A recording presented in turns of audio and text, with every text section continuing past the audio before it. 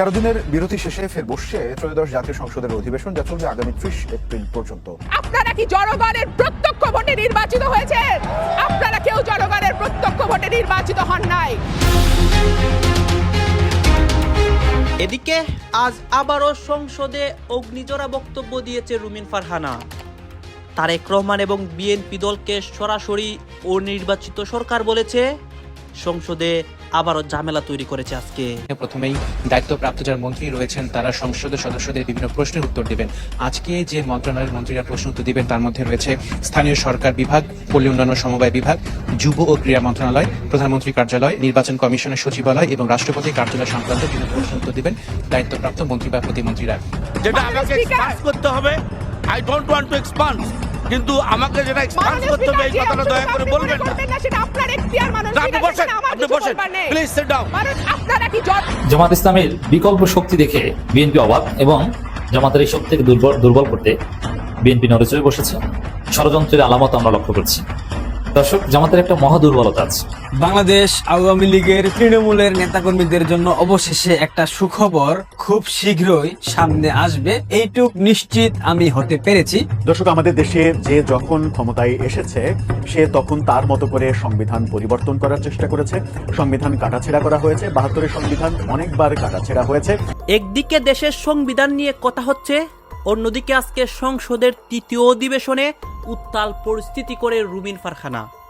রুমিন ফারহানা তার বক্তব্যের মাধ্যমে সারা দেশকে অবাক করে দেয় এবং অসংখ্য গোপন কথা প্রকাশ্যে তুলে ধরে সংসদ ভবনের মধ্যে। দর্শক শ্রোতা, আপনারা জানেন এই সংসদের দিকে সারা দেশের মানুষ তাকিয়ে থাকে যে প্রত্যেক এমপিরা কি বলবে, এবং সেই এমপিদের বক্তব্য দেখে অনেকে কিন্তু অবাক হয়ে গিয়েছে এই মুহূর্তে। আপনারা সম্পূর্ণ ভিডিও দেখবেন এই মুহূর্তে সংসদে কি চলছে এবং রুমিন ফারহানার বক্তব্যে যা যা বলেছে, বর্তমান পরিস্থিতি সহ সবকিছু দেখানোর চেষ্টা করবো এই একটি ভিডিওতে। নতুন বিশ্ববিদ্যালয় আগের বিশ্ববিদ্যালয়গুলোর মতন স্বায়ত্ত শাসন আর নেই। এগুলো আক্ষরিক অর্থে সরকারি বিশ্ববিদ্যালয় হিসেবে প্রতিষ্ঠিত হয়েছে। সরকার যা চায় এই বিশ্ববিদ্যালয়গুলোতে তাই হয়। প্রতিদিনই কিছু না কিছু বিল আসে, আমরা সংশোধনী দেই, কিন্তু মাননীয় স্পিকার দেখা যায় যে 97-98 ভাগ ক্ষেত্রে একটা সংশোধনীও গ্রহণ করা হয় না।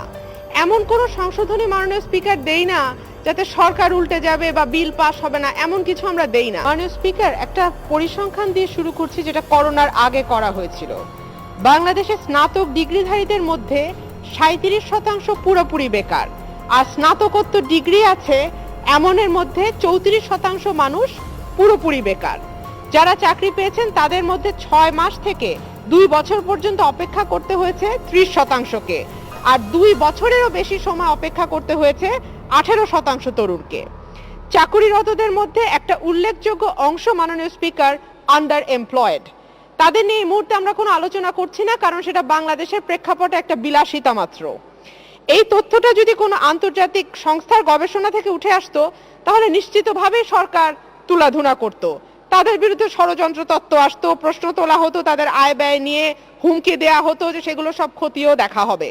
কিন্তু এই তথ্য উঠে এসছে রাষ্ট্রীয় সংস্থা বাংলাদেশ উন্নয়ন গবেষণা প্রতিষ্ঠান BIDS এর গবেষণায়। মাননীয় স্পিকার, বেকারত্বের যখন এই অবস্থা, তখন অনেক চাকরিদাতারা বলেন শুধুমাত্র যথেষ্ট মানসম্পন্ন গ্র্যাজুয়েটের অভাবে তারা চাকরি দিতে পারছেন না, এবং যে কারণে দেখা যায় যে বাংলাদেশের বহু কোম্পানিতে অনেক বিদেশি লোক চাকরি করছে, যেই চাকরিটা কিন্তু আমার দেশের ছেলেরাই করতে পারত। কর্মমুখী কারিগরি শিক্ষার প্রতি সরকারের মনোযোগহীনতার কারণে এই পরিস্থিতি তৈরি হয়েছে। ইউরোপ আমেরিকার মতন জায়গায় যেখানে 60 থেকে 75% পর্যন্ত শিক্ষার্থী কারিগরি শিক্ষা গ্রহণ করে, সেখানে আমাদের দেশে কারিগরি শিক্ষার অংশগ্রহণের হার 15%-এরও নিচে। তবে আসার কথা হলো, কিছুদিন আগে মাননীয় শিক্ষামন্ত্রী জানিয়েছেন 2050 সাল নাগাদ কারিগরি শিক্ষায় ভর্তির হার 50% উন্নীত করবে সরকার। তবে আমি মনে করি যে এই লক্ষ্যমাত্রা অতি ধীর। এই লক্ষ্যমাত্রা অর্জন করতে করতে দেশের ডেমোগ্রাফিক ডিভিডেন্ডের যে সময়, সেটা কিন্তু মাননীয় মন্ত্রী শেষ হয়ে যাবে। কারিগরি শিক্ষায় দ্রুত অনেক বেশি বিনিয়োগ বাড়ানোর জন্য এবং মাননীয় স্পিকার, দেশের পাবলিক বিশ্ববিদ্যালয়গুলোর জন্য 2 রকম আইন কেন চলছে সেটা আমার বোধগম্য নয়। 1973 সালে পাবলিক বিশ্ববিদ্যালয় অধ্যাদেশের অধীনে তৎকালীন 4টা বিশ্ববিদ্যালয়, ঢাকা বিশ্ববিদ্যালয়, রাজশাহী, চট্টগ্রাম এবং জাহাঙ্গীরনগর বিশ্ববিদ্যালয় কিন্তু এখনো পরিচালিত হচ্ছে। এরপর থেকে প্রত্যেকটি নতুন বিশ্ববিদ্যালয়ের জন্য দেখা যাচ্ছে আলাদা আলাদা করে আইন তৈরি হচ্ছে। নতুন বিশ্ববিদ্যালয়গুলো আইনের সাথে আগের 4টি বিশ্ববিদ্যালয়ের আইনের মূল পার্থক্য হচ্ছে নতুন বিশ্ববিদ্যালয়ে আগের বিশ্ববিদ্যালয়গুলোর মতন স্বায়ত্তশাসন আর নেই। এগুলো আক্ষরিক অর্থেই সরকারি বিশ্ববিদ্যালয় হিসেবে প্রতিষ্ঠিত হয়েছে। সরকার যা চায় এই বিশ্ববিদ্যালয়গুলোতে তাই হয়। 1973 সালের বিশ্ববিদ্যালয় অধ্যাদেশের অধীনে পরিচালিত বিশ্ববিদ্যালয়গুলো যে খুব নিজের মতন করে চলতে পারছে তাও নয় মাননীয় স্পিকার। বর্তমান সরকার এই বিশ্ববিদ্যালয়গুলোতেও নানামুখী হস্তক্ষেপ করে এগুলোর স্বায়ত্তশাসন অনেক ক্ষেত্রেই নষ্ট করেছে। কিন্তু আইনে অন্তত স্বায়ত্তশাসন থাকায় এগুলো নিয়ে আলাপ আলোচনা করা যায়, চাইলে আদালতেও যাওয়া যায়। কিন্তু বর্তমান সরকার বোধ করি এইটুকু আর মেনে নিতে চাইছে না। নতুন আইনে উপাচার্য নিয়োগ থেকে শুরু করে একচ্ছত্র ক্ষমতা সরকারের হাতে দেয়া হয়েছে। ফলে এই নতুন বিশ্ববিদ্যালয়গুলোর পরিণতি কি হতে যাচ্ছে সেটা আমরা খুব ভালোই বুঝতে পারি। এখানে খুব গুরুত্বপূর্ণ একটা প্রশ্ন আছে, সেটা হচ্ছে সরকার যদি মনে করে 1973 সালে বিশ্ববিদ্যালয় আইনটি সঠিক এবং যুগোপযোগী না, তাহলে সেটা কেন বাতিল করা হচ্ছে না? কেন সরকার পুরনো 4টি বিশ্ববিদ্যালয়ের জন্য বর্তমান আইনের মতন করে নতুন আইন তৈরি করছে না? আর সরকার যদি মনে করে যে বর্তমান আইনের চাইতে আগে নিজ কার্যালয়ে না গিয়ে বিভিন্ন মন্ত্রণালয় আকস্মিক পরিদর্শন করছেন প্রধানমন্ত্রী তারেক রহমান। এই মুহূর্তে সচিবালয়ে আছেন সহকর্মী প্রসূন আশিস, সরাসরি যাচ্ছি তার কাছে। প্রসূন, দেখুন, অন্যান্য দিন কিন্তু প্রধানমন্ত্রী তারেক রহমান সচিবালয়ে প্রবেশ করেই তিনি তার নিজ দপ্তর মন্ত্রিপরিষদ বিভাগে সেখানে কার্যালয়ে বসেন এবং গত কয়েকদিনে আমরা যেটা দেখেছি যে একগুচ্ছ কর্মসূচি নিয়ে তিনি ব্যস্ত ছিলেন। আজও কিন্তু নির্ধারিত বেশ কিছু কর্মসূচি রয়েছে এবং বেশ কয়েকটি মন্ত্রণালয়ের মন্ত্রী প্রতিমন্ত্রীদের সঙ্গে সৌজন্য সাক্ষাতের নির্ধারিত কর্মসূচি রয়েছে। কিন্তু আজ একটি অভিনব কর্মসূচি আমরা দেখছি। তিনি প্রবেশ করেই সচিবালয়ে প্রবেশ করে গাড়ি থেকে নেমেই তিনি এখান থেকে পায়ে হেঁটে ঠিক সচিবালয়ের অপর প্রান্তে যেখানে 6 নম্বর ভবন রয়েছেন, সেই 6 নম্বর ভবনের মূলত 6 নম্বর ভবনে বেশ কয়েকটি মন্ত্রণালয় রয়েছে। সেই মন্ত্রণালয়গুলো আকস্মিক পরিদর্শন করেছেন আজকে। হঠাৎ করেই এই পরিদর্শনে মূলত পরিদর্শনকালে তিনি নির্দেশনা দিয়েছেন। আমরা এই মুহূর্তে দেখতে পাচ্ছি যে বেশ কিছু মন্ত্রণালয় পরিদর্শন করে প্রধানমন্ত্রী ধীরে ধীরে ওনার নিজ দপ্তর মন্ত্রিপরিষদ বিভাগে তিনি এগিয়ে আসছেন। এর আগে তিনি 6 নং ভবনের বিদ্যুৎ মন্ত্রণালয়, বিদ্যুৎ জ্বালানি মন্ত্রণালয়, তার সেই মন্ত্রণালয়ের দোতলায় অবস্থিত এবং তার উপরে 3 তলায় অবস্থিত নারী ও শিশু মন্ত্রণালয়, এর উপরে আছে পানি সম্পদ মন্ত্রণালয় এবং তার উপরে প্রাণী সম্পদ মন্ত্রণালয় এবং 6ষ্ঠ তলায় রয়েছে প্রাথমিক ও গণশিক্ষা মন্ত্রণালয়। এতগুলো মন্ত্রণালয় তিনি পায়ে হেঁটেই তিনি পরিদর্শন করেছেন এবং মন্ত্রণালয়ের কর্মকর্তা কর্মচারীদের তিনি দিক নির্দেশনা দিয়েছেন। এর পরপরেই ওই ভবন থেকে নেমে তিনি মূলত পাশের আরেকটি ভবনে, যেটি 5 নম্বর ভবন, সেই ভবনের গৃহায়ন ও গণপূর্ত মন্ত্রণালয় তিনি প্রবেশ করেছেন। সেখানেও তিনি পরিদর্শন করেছেন, আকস্মিক পরিদর্শন করেছেন। সেখান থেকে একটি আরেকটি ভবনে যাওয়ার একটি ব্রিজ রয়েছে, একটি সেতু রয়েছে, সেই সেতু দিয়ে পার হয়ে তিনি স্বাস্থ্য মন্ত্রণালয় এবং বাণিজ্য মন্ত্রণালয়ে তিনি পরিদর্শন করেছেন। তারপরে জনপ্রশাসন মন্ত্রণালয় হয়ে এই মাত্র তিনি এতগুলো মন্ত্রণালয় পরিদর্শনের পরে তিনি প্রধানমন্ত্রীর নিজ দপ্তর, যেটি মন্ত্রিপরিষদ বিভাগে অবস্থিত, এটার সেই মন্ত্রণালয়ে তিনি আসলেন। তো এতক্ষণ আমরা যেটা দেখছিলাম যে সকালে অন্যদিন এসে যেমন নির্ধারিত কর্মসূচিতে ব্যস্ত থাকেন, আজও অনেকগুলো কর্মসূচি রয়েছে, হয়তো দিনভরেই তিনি ব্যস্ত সময় পার করবেন। কিন্তু তার আগে এই যে আকস্মিক পরিদর্শন, এই পরিদর্শনকালে তিনি বিভিন্ন মন্ত্রণালয়, আমরা যেটি দেখছি প্রায় 8টি মন্ত্রণালয়ের কর্মকর্তা কর্মচারীদের তিনি দিক নির্দেশনা দিয়েছেন এবং নিজেই হঠাৎ করে এই পরিদর্শনটি করলেন। এটি মূলত আমরা যেটা জানতে পেরেছি যে গণমাধ্যম কেন কর্মকর্তা কর্মচারীরা বিভিন্ন মন্ত্রণালয়ের তারাও কিন্তু এটা জানতেন না। তো হঠাৎ করে এই পরিদর্শনের ফলে কর্মকর্তা কর্মচারীদের সঙ্গে আমরা কথা বলেছি, তারাও বললেন যে আমাদের মধ্যেও একটি সচেতনতা তৈরি হবে যাতে যথাসময়ে আমরা সচিবালয়ে প্রবেশ করি, অফিসে আসি। মূলত এই ছিল সচিবালয় থেকে সবশেষ তথ্য।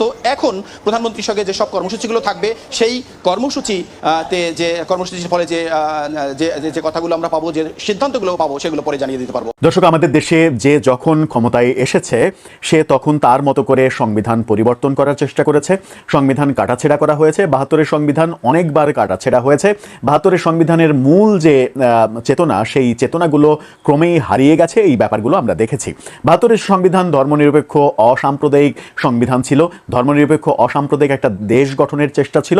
কিন্তু পরবর্তীতে বিভিন্ন পর্যায়ে, অন্তত 2টা আমলে জাতীয় পার্টি এরশাদ এবং বিএনপির জিয়াউর রহমানের আমলে আমরা দেখেছি যে এই সংবিধানকে ইসলামীকরণ করা হয়েছে, রাষ্ট্রধর্ম ইসলাম করা, সংবিধানে বিসমিল্লাহ সংযোজন করা, অর্থাৎ বাংলাদেশকে মুসলিম দেশ হিসেবে ঘোষণা করার একটা প্রয়াস তাদের ছিল। পরবর্তীতে আওয়ামী লীগ ধর্মনিরপেক্ষ রাজনীতির কথা বললেও এই ব্যাপারে হাত দেওয়ার তারা সাহস পায়নি। তারা মনে করেছে এতে ধর্মীয় অনুভূতিতে আঘাত লাগবে জনগণের এবং জনগণ খেপে যেতে পারে, তারা ভোট হয়তো পাবে না। সেই ভোটের রাজনীতির কারণে তারা পরবর্তীতে ওই বিষয়ে হাত দিতে না পারলেও অন্যান্য যে পরিবর্তনগুলো হয়েছে সেই পরিবর্তনগুলোতে ঠিকই হাত দিয়েছিল।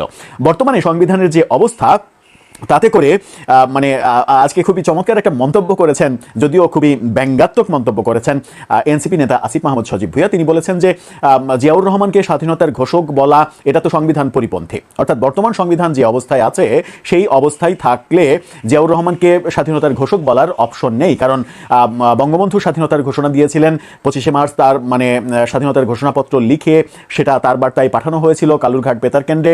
সেই ব্যাপারগুলোই ইতিহাসে মানে বেশি প্রতিষ্ঠিত, কিন্তু বিএনপি বিভিন্ন সময়ে দাবি করেছে যে জিয়াউর রহমান মেজর জিয়া স্বাধীনতার ঘোষণা দিয়েছেন, কখনো 26শে মার্চ, কখনো 27 মার্চ, এই বিতর্কগুলো ছিল। কিন্তু আমরা ইতিহাস থেকে যেটা জানি সেটা হচ্ছে যে কালুরঘাট বেতার কেন্দ্র থেকে বঙ্গবন্ধুর পক্ষে মেজর জিয়া তার ভয়েসটা অবশ্যই মানুষকে, সাধারণ মানুষকে অনুপ্রাণিত করেছিল। একজন সেনা কর্মকর্তা যখন এরকম একটা মেসেজ দেন তখন সেটা সাধারণ মানুষের কাছে গ্রহণযোগ্য হওয়ারই কথা। জামাত ইসলামের বিকল্প শক্তি দেখে বিএনপি অবাক এবং জামাতের এই শক্তিকে দুর্বল করতে বিএনপি নড়েচড়ে বসেছে। ষড়যন্ত্রের আলামত আমরা লক্ষ্য করছি। দর্শক, জামাতের একটা মহা দুর্বলতা আছে এবং ক্ষমতায় আসতে না পারার পেছনে যেটা সবচেয়ে সিগনিফিকেন্টলি দায়ী, যে জামাতের মিডিয়া নেই, জামাতের কোনো প্রতিষ্ঠিত গুরুত্বপূর্ণ কোনো মিডিয়া নেই, সমস্ত মিডিয়া জামাতের বিরুদ্ধে। জামাতের একটা মিডিয়া আছে সংগ্রাম, যেটা বাংলাদেশের সবচাইতে ধৈর্য পত্রিকা, অযোগ্যদের পত্রিকা নাম্বার 1। আরেকটা আছে জামাতপন্থী মিডিয়া, সেটা হচ্ছে নয় দিগন্ত, সেটা সরাসরি জামাতের না, জামাতপন্থী, সেটা অত্যন্ত দুর্বল এবং 3rd ক্লাস। সংগ্রাম হচ্ছে 4th ক্লাস আর নয় দিগন্ত হচ্ছে 3rd ক্লাস, 2nd ক্লাসও না। সংগ্রাম কিংবা নয় দিগন্তের কোনো প্রভাব তরুণ প্রজন্ম কিংবা সমাজের উপর নেই। আপনি দেখাতে পারবেন না যে সংগ্রাম পত্রিকা অথবা নয় দিগন্ত পত্রিকা কোনো একটা রিপোর্ট করেছে, সেই রিপোর্টের ফলে বাংলাদেশে এইটা হয়েছে, অথবা কোনো একটা সমস্যার সমাধান হয়েছে, অথবা কোনো একটা আহামরি কোনো একটা ইনভেস্টিগেশন করে তোলপাড় সৃষ্টি করে দিয়েছে, অথবা কোনো একটা ভিডিও সংগ্রাম পত্রিকার অথবা নয় দিগন্ত পত্রিকার ভাইরাল হয়েছে, এটাও আপনি দেখাতে পারবেন না। এর মানে সংগ্রাম কিংবা নয় দিগন্ত কোনো আলোচনায় নেই। আমার দেশ কিন্তু আলোচনায় আছে। আমার এই জন্য দেখবেন যে সংগ্রাম কিংবা নয় দিগন্তকে প্রতিপক্ষরা কেউ গালি দেয় না, কারণ গালি দেওয়ার মতো যোগ্যই না, গোনার মতো যোগ্যতাই অর্জন করতে পারেনি, এতটাই অদক্ষ এবং দুর্বল পত্রিকা। কোনো টেলিভিশন চ্যানেল নেই। নয় দিগন্ত টিভি ছিল, ইসলামিক টিভি কিন্তু জামাতের না, ইসলামিক টিভি বিএনপির ছিল। দিগন্ত টিভি ছিল জামাতপন্থী, কিন্তু দিগন্ত টিভি শেয়ার নিয়ে ঝামেলার কারণে সেটা চালু করা সম্ভব হয়নি, কোনো আইনি জটিলতা ছিল না। এর মানে জামাতের কোনো মিডিয়া নেই। তো দর্শক, এই জায়গায় জামাত অত্যন্ত দুর্বল। বাংলাদেশ আওয়ামী লীগের তৃণমূলের নেতাকর্মীদের জন্য অবশেষে একটা সুখবর খুব শীঘ্রই সামনে আসবে, এইটুক নিশ্চিত আমি হতে পেরেছি। আমি পুরো গল্পটা বলবো না, কিন্তু আমি কিছু হিন্টস আপনাদের সাথে তুলে ধরবো, আপনারা আশা করি বুঝে যাবেন। যারা অনেক চতুর, অনেক প্রজ্ঞাবান, যারা দীর্ঘদিন থেকে বাংলাদেশ আওয়ামী লীগের রাজনৈতিক প্রক্রিয়া জানেন, বুঝেন, তারা আশা করি ক্লিয়ারলি বুঝে যাবেন যে আমি আদৌ কি বুঝাতে চেয়েছি। 5 আগস্টের সেই তথাকথিত জঙ্গি উত্থানের পর আপনাদের প্রত্যেকের একটা অভিযোগের জায়গা ছিল, বাংলাদেশ আওয়ামী লীগের মূল নেতৃত্ব সম্পূর্ণরূপে ব্যর্থ হয়েছে। এখানে মেটিকুলাস অভ্যুত্থান হয়েছে, মেটিকুলাস একটা পরিকল্পনা ছিল, কিন্তু বাংলাদেশ আওয়ামী লীগের সামষ্টিক ব্যর্থতার কারণে কিন্তু এই অভ্যুত্থান খুব সহসায় সম্পন্ন করা সম্ভব হয়েছে। সেই জুলাই সন্ত্রাসী, deep state, CIA, ISI, whatever. এরপর থেকে আমি সামাজিক যোগাযোগ মাধ্যমে অ্যাক্টিভ থাকি। আমি দেখেছি আপনাদের অর্থাৎ তৃণমূলের প্রত্যেকের একটা প্রত্যাশার জায়গা, আস্থার জায়গা, বিশ্বাসের জায়গা ছিল যে বঙ্গবন্ধু কন্যা শেখ হাসিনা অবশ্যই যারা দুর্বৃত্তায়ন করেছেন, যারা তৃণমূলের সাথে বাংলাদেশ আওয়ামী লীগের মূল নেতৃত্বকে বিচ্যুত করেছেন, যারা শেখ হাসিনার সাথে তৃণমূলকে বিচ্ছিন্ন করেছেন, যারা বাংলাদেশ আওয়ামী লীগকে আওয়ামী লীগের মূলনীতি থেকে সরিয়ে নিয়েছেন, যারা আওয়ামী লীগের মধ্যে থেকে রাজনৈতিক দুর্বৃত্তায়ন করেছেন, মনোনয়ন বাণিজ্য করেছেন, বিভিন্ন ধরনের অপকর্মের সাথে যারা সম্পৃক্ত, যারা গত 16 বছর মধু খেয়েছে, এখন এই দুঃসময়ে এসে কথা বলতেছে না, তারা জামাতের সাথে আতাত করতেছে, বিএনপির সাথে আতাত করে ব্যবসা প্রতিষ্ঠান পরিচালনা করছে, দেশের মধ্যে বিএনপির সাথে আতাতের মাধ্যমে তাদের সবকিছু ঠিকঠাক চলতেছে। এই ধরনের নেতৃত্বকে যাতে খুব দ্রুততার সাথে সরিয়ে দেওয়া হয়, অর্থাৎ মূল নেতৃত্বের মধ্যে একটা ব্যাপক আকারে পরিবর্তন আপনারা সবাই চেয়েছেন। আমার মনে হয় আপনাদের এই চাওয়াটা অতি শীঘ্রই পূরণ হতে যাচ্ছে। আমি খুব স্পর্শকাতর মাধ্যম থেকে জেনেছি, মোটামুটি কনফার্ম হয়েছি, খুব শীঘ্রই একটা বিশাল আকারের পরিবর্তন আসবে। কারা আসবে নেতৃত্বে, কাদের পরিবর্তন করা হবে সেই বিষয়ে আজকে যাব না, কিন্তু পরিবর্তন আসছে খুব শীঘ্রই, এটা মোটামুটি আপনারা নিশ্চিত থাকতে পারেন। আমার আশঙ্কার কয়েকটা জায়গা। দর্শক আপনারা তো দেখলেন এখানে কি কথা হচ্ছে, অনেকেই অনেক কথা বলতেছে, অনেকে আলোচনা করতেছে, অনেকে সমালোচনা করতেছে দেশের বিভিন্ন অবস্থা এবং পরিস্থিতি নিয়ে। বিশেষ করে এখানে আমরা দেখতে পাচ্ছি আজকে সংসদ অধিবেশনকে কেন্দ্র করে অনেক কথা হচ্ছে এবং তারেক রহমানের বিভিন্ন পদক্ষেপ, রুমিন ফারহানার বক্তব্য, গাছ এই বিষয়গুলো দেখে এবং দেশের রাজনীতির প্রেক্ষাপটগুলো নিয়ে আপনার মন্তব্য কি, আপনার গুরুত্বপূর্ণ মন্তব্যটা অবশ্যই আপনারা আমাদের কমেন্ট বক্সে লিখে যাবেন। সর্বশেষ আপনাদের কাছে আমাদের রিকোয়েস্ট থাকবে, আপনারা আমাদের চ্যানেলের নতুন দর্শক হয়ে থাকলে চ্যানেলটি সাবস্ক্রাইব করবেন এবং পাশে থাকা বেল বাটনটি বাজাবেন যাতে করে নেক্সট ভিডিওটা সবার আগে আপনাদের কাছে পৌঁছে যায়। ধন্যবাদ।